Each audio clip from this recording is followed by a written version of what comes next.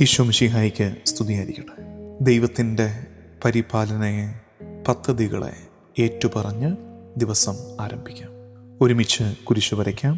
എൻ്റെ തമ്പുരാനെ, വിശുദ്ധ കുരിശിൻ്റെ അടയാളത്താലെ ഞങ്ങളുടെ ശത്രുക്കളിൽ നിന്ന് ഞങ്ങളെ രക്ഷിക്കുക. ഞങ്ങളുടെ തമ്പുരാനെ, പിതാവിൻ്റെയും പുത്രൻ്റെയും പരിശുദ്ധാത്മാവിൻ്റെയും നാമത്തിൽ ആമേൻ.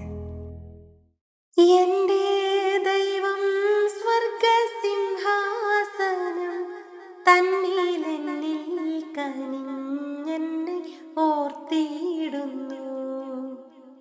എൻ്റെ ദൈവം സ്വർഗസിംഹാസനം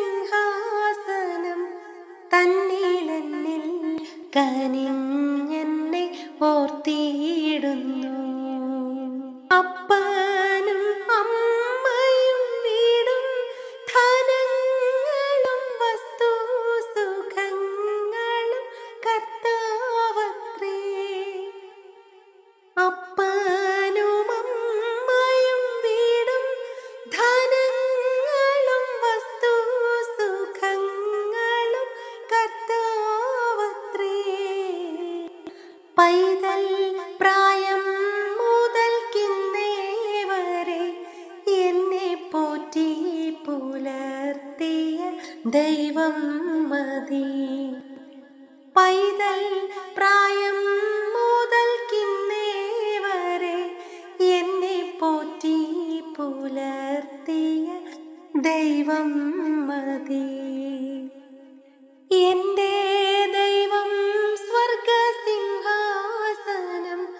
തന്നിലെന്നിൽ കനിഞ്ഞെന്നെ ഓർത്തിയിടുന്നു. എൻ്റെ ദൈവം സ്വർഗസിംഹാസനം തന്നിലെന്നിൽ കനിഞ്ഞെന്നെ ഓർത്തിയിടുന്നു. ഉൽപ്പത്തി പുസ്തകം 8-ാം അധ്യായം 1-ാം വാക്യം.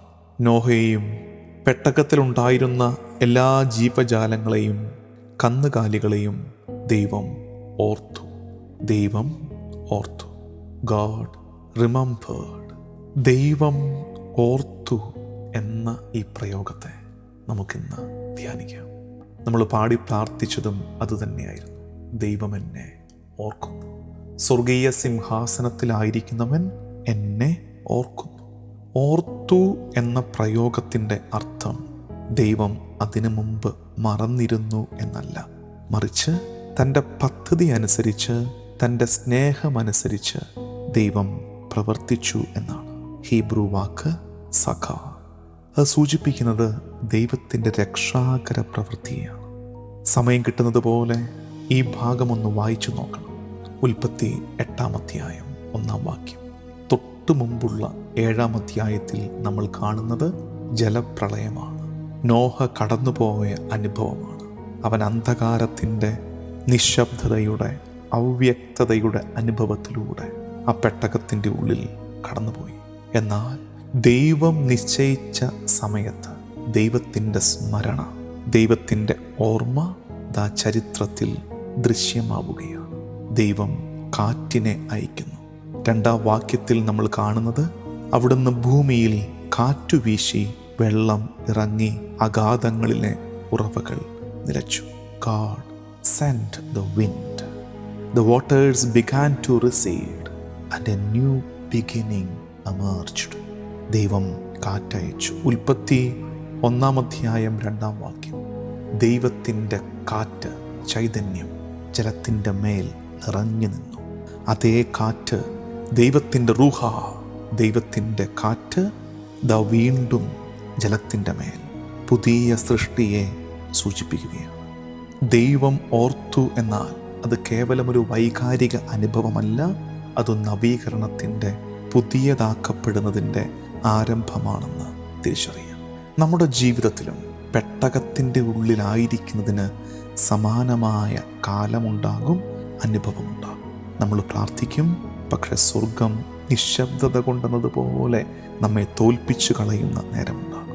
നമ്മൾ കാത്തിരിക്കും, പക്ഷെ ഒന്നിനും മാറ്റം വരുന്നില്ലല്ലോ എന്നോർത്ത് നമ്മൾ നൊമ്പരപ്പെടും. നമ്മൾ ചില നേരത്ത് ചിന്തിച്ചു പോകും, ദൈവം ഞങ്ങളെ എന്നെ മറന്നു കളഞ്ഞു എന്ന്. പക്ഷേ ഇന്ന് നമ്മൾ ധ്യാനിക്കുന്നതാണ് ഗോഡ് നെവർ ഫോർഗെറ്റ്സ് ഹിസ് ചിൽഡ്രൻ. ദൈവം ഒരിക്കലും തൻ്റെ മക്കളെ മറക്കുകയില്ല. ദൈവം നമ്മളെ ഓർക്കുന്നു.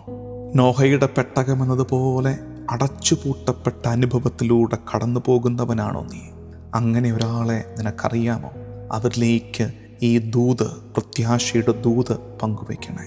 ജലം നമ്മളെ ഇങ്ങനെ സറൗണ്ട് ചെയ്ത് നമ്മളെ ചുറ്റി വരി നിൽക്കുന്ന അനുഭവം നമുക്കുണ്ടാകും. പക്ഷെ ഓർക്കണേ, വിടുതലിൻ്റെ ഒരു ദിവസം ദൈവം ഒരുക്കുന്നുണ്ട്. God is already preparing the moment of deliverance. ദൈവത്തിൻ്റെ ഈ വിടുതൽ ഒട്ടും വൈകില്ല. അത് കർത്താവിൻ്റെ സമയത്ത് നമ്മെ തേടി എത്തുമെന്ന് വിശ്വസിക്കണേ. ഒരു പക്ഷേ നമ്മൾ കാത്തിരിക്കുകയായിരിക്കും ഒരു സൗഖ്യത്തിന് വേണ്ടി, ഒരു ജോലിക്ക് വേണ്ടി, ഒരു രമ്യപ്പെടലിന് വേണ്ടി, നമ്മുടെ ജീവിതാന്തസ്സിൻ്റെ ഒരു വ്യക്തതയ്ക്ക് വേണ്ടി, സഹനത്തിൻ്റെ കാലത്തിന് ശേഷമുള്ളൊരു സമാധാനത്തിന് വേണ്ടി. മനസ്സുമടുത്തു പോകരുതേ. ദൈവം നോഹയെ ഓർത്തതുപോലെ നിന്നെയും ഓർക്കുന്നു. ദൈവം നിന്നെ അറിയുന്നു. ദൈവം നിശ്ചയമായും ഇടപെടുമെന്ന് വിശ്വസിക്കുക. കാറ്റ്, ദൈവത്തിൻ്റെ റൂഹ വീശി തുടങ്ങുകയാണ്. ജലം, ഈ ഞെരുക്കം മാറിപ്പോകും. എല്ലാം പുതിയതാക്കപ്പെടും. നമുക്ക് പ്രാർത്ഥിക്കാം. കർത്താവും ദൈവവുമായ ഈശോ മിശിഹായേ, നിന്റെ സ്നേഹം ഞങ്ങളെ ഒരിക്കലും മറന്നു കളയില്ലെന്ന് ഞങ്ങൾ വിശ്വസിക്കുന്നു. ഒറ്റയ്ക്കായി പോകുന്ന നേരത്ത് എൻ്റെ വിശ്വാസത്തെ നീ ഉറപ്പിക്കണേ. കർത്താവേ, നിന്റെ നിശബ്ദതയിൽ ഞാൻ നിരാശപ്പെട്ടു പോകാതെ നിന്റെ ഇടപെടൽ കൊണ്ട് എന്നെ കാക്കണമേ. നോഹയെ ഓർത്തതുപോലെ എന്നെയും ഓർക്കണമേ. ഈ ദിവസത്തിൻ്റെ സകല വ്യാപാരങ്ങളെയും ഈശോയ്ക്ക് സമർപ്പിച്ച് ദിവസത്തിൻ്റെ ആശീർവാദം നമുക്ക് സ്വീകരിക്കാം. നമ്മുടെ കർത്താവ് ഈശോ മിശിഹായുടെ കൃപയും പിതാവായ ദൈവത്തിൻ്റെ സ്നേഹവും പരിശുദ്ധാത്മാവിൻ്റെ സഹവാസവും എന്നും എക്കാലവും കൂടെ ഉണ്ടായിരിക്കട്ടെ, ഇപ്പോഴും എപ്പോഴും എന്നേക്കും. ആമേൻ.